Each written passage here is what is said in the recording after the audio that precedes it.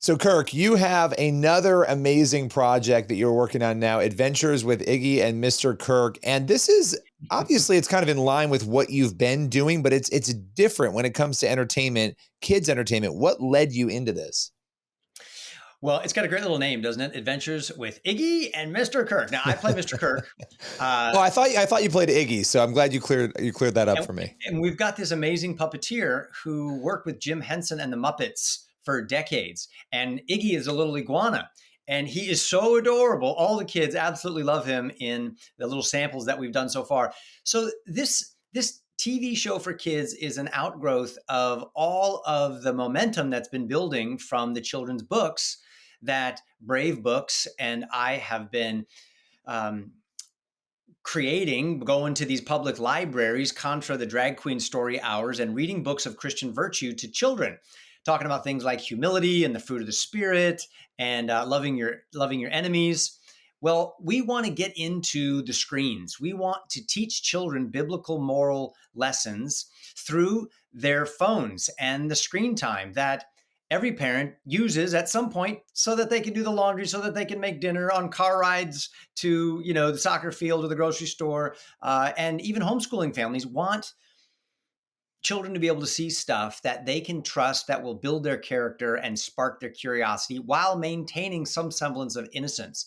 So think of a new show that is a wildly updated version of Mr. Rogers' Neighborhood with high energy, hilarious dialogue, beautiful animated biblical moral lesson stories about the sanctity of life, about the fruit of the spirit, about the First and Second Amendment, and guest stars at every turn.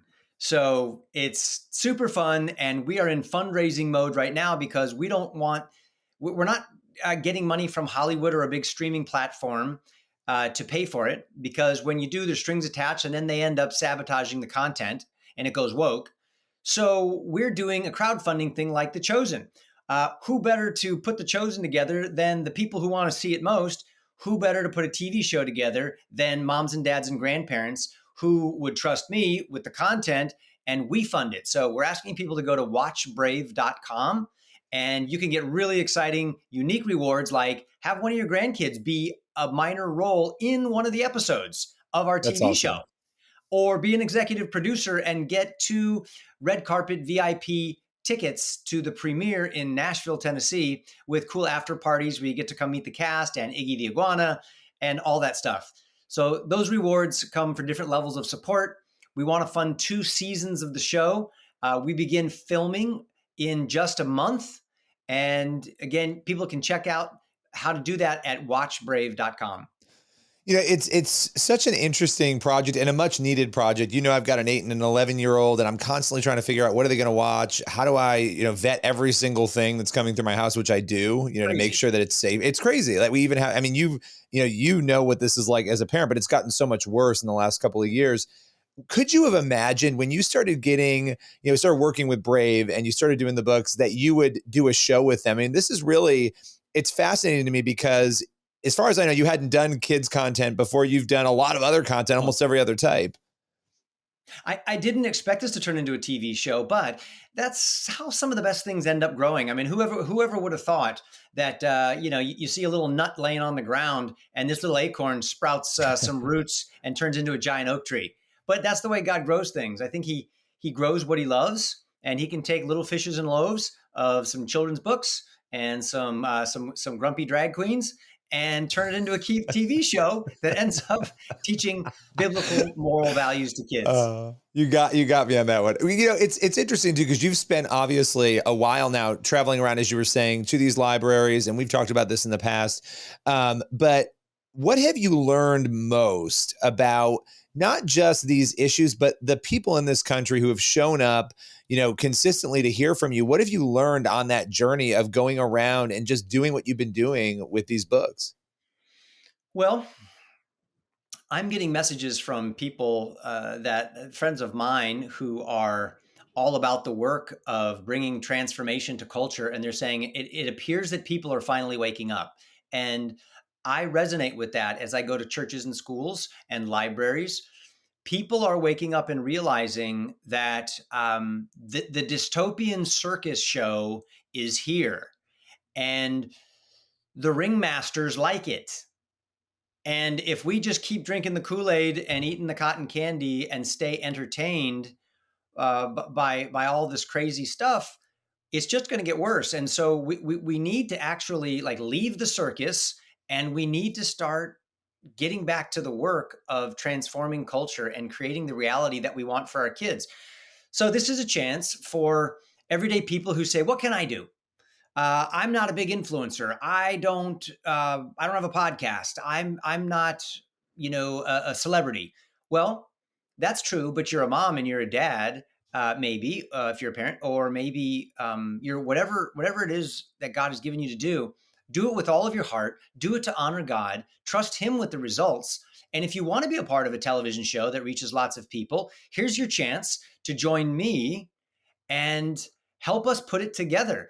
Be the executive producer of your own grandchildren and great-grandchildren's entertainment by helping us make Adventures with Iggy and Mr. Kirk. Just go to watchbrave.com and find one of the rewards that you would like to have, and then support us at that level and join in. We can all do it together.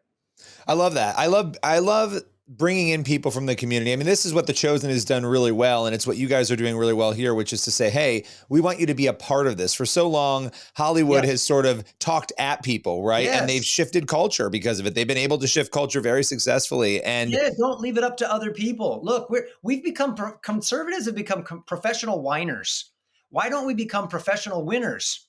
I mean, we're the ones who have been commissioned to create the culture, not retreat from the culture. And I think that's where people have gotten into this mindset. And I hear it all the time, even from prominent pastors, that, hey, guys, it's only going to get worse. The ship of culture is sinking. The only hope we could possibly have is to get our kids and grandkids into the lifeboat before the whole thing goes down and gurgles down the drain. And I say, no, that's absolutely not wrong. I mean, if our founding fathers had said that 250 years ago or 400 years ago, when the Pilgrims got here, where would we be? No, they had a vision of victory. They had a 500-year plan, and they laid down a constitution and did some things like applied the word of God to the institutions, to their culture, to their family, their church, and their government. And now we've got a podcast called, what's our podcast called? Faithwire? Yeah, baby. Yes. Yep. Here we are. Yep. And now we're talking to people, and we have far more tools than they ever had. So what are we complaining about? Let's create our culture and get on board. And I'm seeing more and more people starting to do that. Yeah, it is interesting, right? Because even if your perspective is that things are going to get worse, it's going to get worse. The idea that you shouldn't be out there in the culture hyper. I mean, if that is your position, right? I'm not saying it's yours, but if that's the position, we should be trying to reach every single person with the gospel, right? So no matter where you are on the spectrum of where things are going to go, the idea that we wouldn't be trying to shape culture and reach as many people as possible, that's not a good idea. We want to be out there doing that. So at least from my perspective, I think we've gotten very lazy. Some of us, we've stepped back. As you were saying, we've retreated. And by the way, look, it's an election year. As you were saying, it's going to be crazy. And a lot of people get very consumed by the politics, so much so that it overtakes the faith message. What would be your message to Christians, especially in light of you doing this project in the middle of a crazy election year, for how to make a real change in the culture during such crazy political times? Yeah, well, we could do a whole podcast on this topic. It's a great topic. So we know that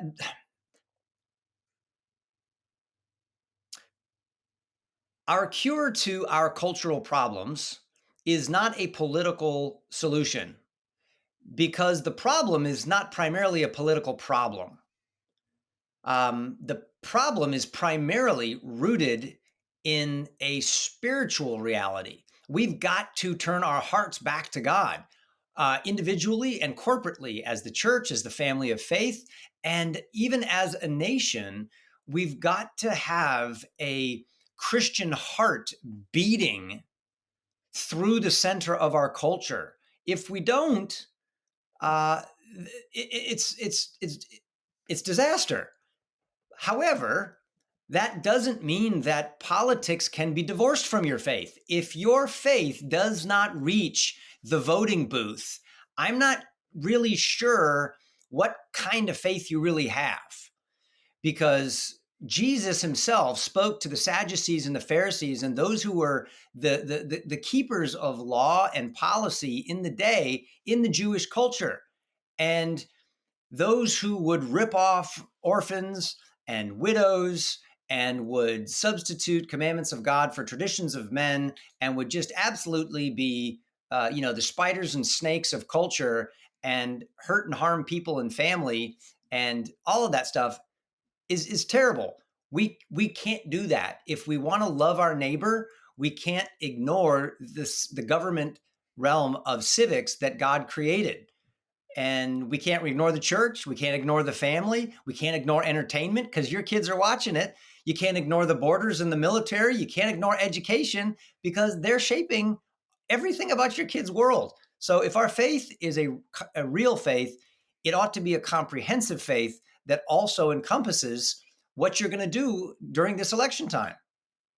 No, I love that, and I think that's all very true and important. And my final question for you, in light of Adventures with Iggy and Mr. Kirk and the arenas that you've moved into now, at the end of the day, when all is said and done, you have had a crazy, career, a big career. With this particular project and all of it combined, what are you hoping for your legacy to be? Oh man. Well, yeah, I keep taking things one day at a time, and so I don't feel like I've had some big crazy career. I'm really just mindful of my kids right now and my grandkids, and um, I've got a granddaughter who's on the way. And as far as legacy, it's not lost on me that I'm just one guy who's lived among billions and billions of people in the world, and I'm not necessary to advance the kingdom of God. God can do just fine and has done just fine without me and my career and my legacy. What I hope is remembered about me in terms of legacy would be uh, perhaps an example of faithfulness, that what God can do with someone flawed like me, and give my children opportunities to honor God where he's placed them. And, if God can use me in some way, like he's used the people to inspire and encourage me over the years, that would be awesome. But all my hopes are not in me and what I do. All my money is on God and all that he's doing. I love that. I love that. Well, Kirk Cameron, the show is Adventures with Iggy and Mr. Kirk. People can go over to, what's the link again? Give it to us one more time. Watchbrave.com. Watchbrave.com, and they can contribute to that and be involved in it. Appreciate your time today. Billy, great to talk with you. Thank you, bro, for all that you're doing. So important, so meaningful. God bless you.